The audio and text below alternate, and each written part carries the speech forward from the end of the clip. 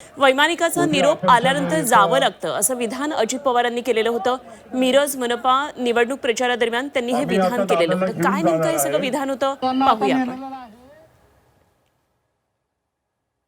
वैमानिकाचा निरोप आला की उशीर झाला तर मला निघून जावं लागतं कारण ते अलीकडे तासाचं केलं।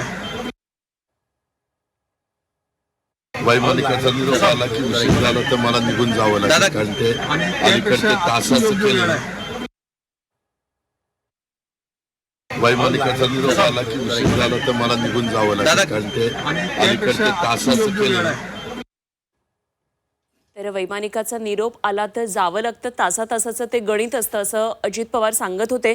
अर्थातच याचे रेफरन्सेस वेगळे आहेत। त्यावेळी प्रचारासाठी धावाधाव सुरू होती आणि अजित पवारांनी त्यावेळी हे वाक्य खरं उच्चारलं होतं। मात्र त्यांना कुठेतरी एक काळाच्या आधीच कळलेलं होतं की काय ह्या वाक्यामधून अशी एक चुणूक जाणवते। तर अजित पवारांचं हे वाक्य निश्चितच जिव्हारी लागणार आता ठरतं आहे। खरं तर अजित पवारांच्या काल निधनाची बातमी आल्यानंतर त्यांच्या अनेक यापूर्वीची जी वक्तव्य होती याची चाचपणी केली जात होती। तेव्हा अजित पवार नेमकं काय काय त्यांच्या प्रतिक्रिया होत्या त्यामध्ये अनेक खरं तर विमान अपघाताच्या आधी विमानासंदर्भात विमानातल्या प्रवासासंदर्भात सुद्धा त्यांचं एक वक्तव्य होतं आणि त्यावेळी अजित पवार विमान प्रवासाला कसे घाबरलेले होते त्या वाक्यांमधून आपल्याला पाहायला मिळत होतं। तसंच हे सुद्धा एक वाक्य आहे, हे वक्तव्य मिरजेमध्ये प्रचाराच्या दरम्यान गेले तेव्हा वैमानिकाचा निरोप आला की लगेचच जावं लागतं बाबा असं अजित पवार म्हणाले। अजित पवारांची ही आताची वाक्य निश्चितच त्यांना कुठेतरी काळाचा निरोप येण्याआधीच त्यांना काही ह्याच्या संदर्भात चुणूक लागली होती की काय अशी खरं तर ही सगळी वाक्य आहेत। त्या निश्चितच अत्यंत भावनिक आता सध्या वातावरण संपूर्ण बारामती पश्चिम महाराष्ट्रात विशेषतः पुणे पिंपरी चिंचवड या सगळ्याच भागामध्ये पाहायला मिळते। संपूर्ण महाराष्ट्रातून जनसागर सध्या बारामतीमध्ये लोटलेलं आपल्याला पाहायला मिळतोय। आमचे विविध प्रतिनिधी सध्या बारामती काटेवाडी या भागामध्ये आहेत आणि जाणून घेतो आपण लोकांच्या भावना। अजित पवारांचं हे असं अकाली जाणं हे निश्चितच प्रत्येकाच्या मनाला चटका लावणारं आहे आणि अक्षरशः आपल्या घरातल्या व्यक्तीचा मृत्यू झाला असावा असं वातावरण आहे।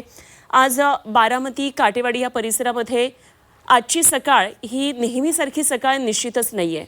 एखाद्या घरातल्या मृत्यूनंतर त्या घरामध्ये जे वातावरण असतं ते आज या संपूर्ण परिसरामधल्या प्रत्येक घराघरामध्ये आहे। आपल्या घरातला एक व्यक्ती गेलेला आहे आणि आधारवड आपला संपलेला आहे अशा भावना आज बारामतीमध्ये आपल्याला पाहायला मिळत आहे। आतापर्यंत आमच्या प्रतिनिधींनी इथे आलेल्या अनेकांच्या प्रतिक्रिया जाणून घेतल्या।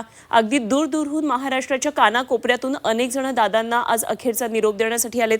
धाराशिवचे जावई होते दादा आणि त्यामुळे दादांना निरोप देताना आपण पाहिलं एक जण भावूक झालेले होते। अनेकांची कामं दादांनी केलेली होती। प्रत्यक्षात कोणालाही जरी प्रश्न विचारला की दादांशी तुमची कधी भेट झाली होती का, दादांशी तुमचं काही बोलणं झालं होतं का, तर प्रत्येकाचं उत्तर हे हो होतं। त्यामुळे अजित पवार आणि प्रत्येक सामान्य कार्यकर्त्याचा कनेक्ट त्यांचं बॉन्डिंग हे किती चांगलं होतं हे खरं तर यामधून लक्षात येतंय। नेहमीच दादांची एक वेगळी भीती असायची, एक वेगळा दरारा असायचा अजित पवारांचा।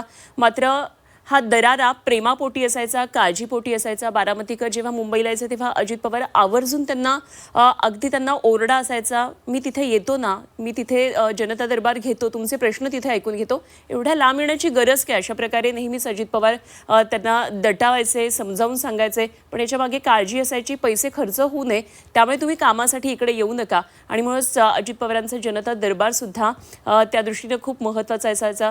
प्रत्येक कैफियत माणसाची या ठिकाणी ऐकली जायची आणि ही कैफियत ऐकली जाईल, आपलं काम होईल या आशेनं प्रत्येक जण अजित पवारांच्या या दरबारामध्ये जनता दरबारात यायचा, आपले प्रश्न मांडायचा आणि हे प्रश्न सुटले जातील ही एक आशा, एक विश्वास घेऊन तिथून जायचा।